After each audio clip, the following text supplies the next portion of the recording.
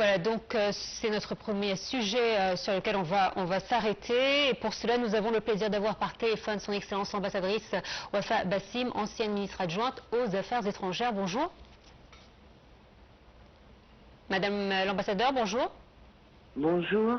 Alors, comme vous avez pu le suivre avec nous, le cabinet militaire israélien a approuvé le plan de Benjamin Netanyahou concernant un nouveau plan d'offensive et d'attaque dans le reste du territoire de la bande de Gaza. Comment voyez-vous déjà ce nouveau plan approuvé par le cabinet militaire israélien?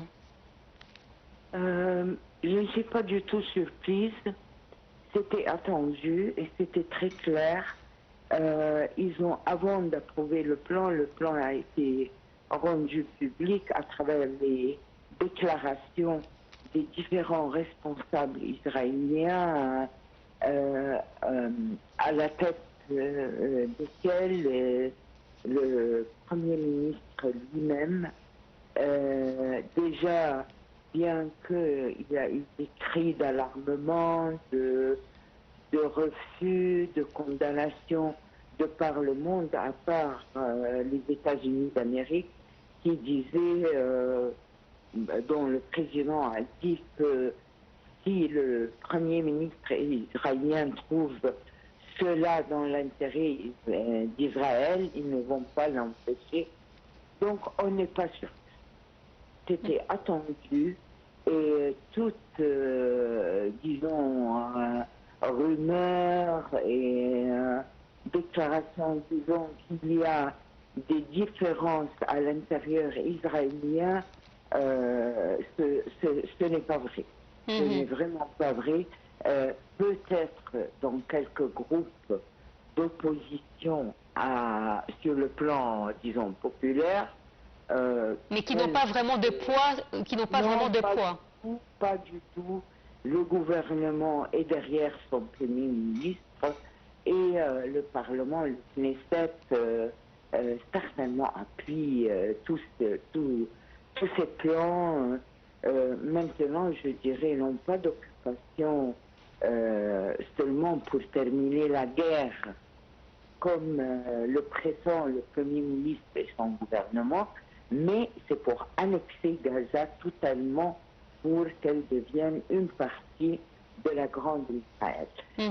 D'autre part, les provocations ne s'arrêtent pas ici. Nous avons vu les toutes dernières déclarations du Premier ministre israélien lui-même qui parle de son message divin de créer le grand Israël, qui devrait non seulement être la Palestine, mais annexer aussi d'autres parties de territoire, d'autres de pays voisins, comme ils les appellent, comme l'Égypte, la Jordanie, la Syrie. Donc, et nous avons vu toutes les condamnations, nous avons vu la déclaration qui est sortie hier de la réunion des représentants permanents de la Ligue arabe qui ont condamné dans les plus forts termes ce que a dit le Premier ministre Isaac. Alors, Madame l'ambassadrice, je vais faire une comparaison qui n'est pas du tout la même, mais qui reste quand même d'actualité. Aujourd'hui, les Européens sont mécontents du fait que Donald Trump va négocier avec Vladimir Poutine de certaines terres ukrainiennes. Ils ont montré leur refus et leur indignation vis-à-vis de l'Europe. Aujourd'hui, nous, au Moyen-Orient, nous voyons que 70 à 75%, selon les propres termes du Premier ministre israélien, de la bande de Gaza est aux mains des Israéliens. Aujourd'hui, pourquoi on n'a pas la même dénonciation et la même indignation qu'en Ukraine? La réponse est en 4 mots, madame. Les 2 poids, les 2 mesures. Tout simplement. Tout simplement.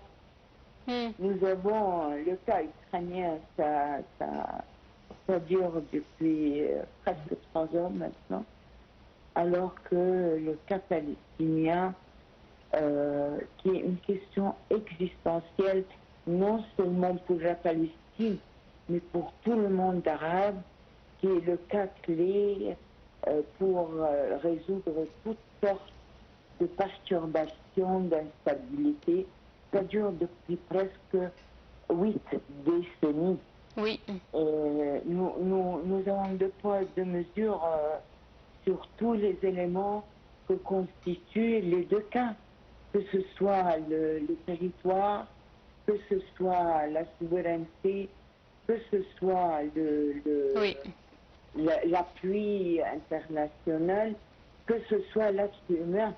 Vous traitez les êtres humains comme si ils venaient de 2 planètes différentes. Une qui doit être protégée et l'autre qui meurt maintenant non de bombes ou d'armes de feu ou non, il meurt de famine faite exprès. Effectivement. Comme vous l'avez dit, Votre Excellence, c'est une politique de 2 poids, 2 mesures. Malheureusement, je dois mettre fin à cette discussion qui est très riche et très importante concernant la situation à Gaza. Merci à vous, Madame l'ambassadeur. Je rappelle que vous êtes ancienne ministre adjointe au ministère des Affaires étrangères. Merci à vous. Une courte pause, on se retrouve tout de suite après.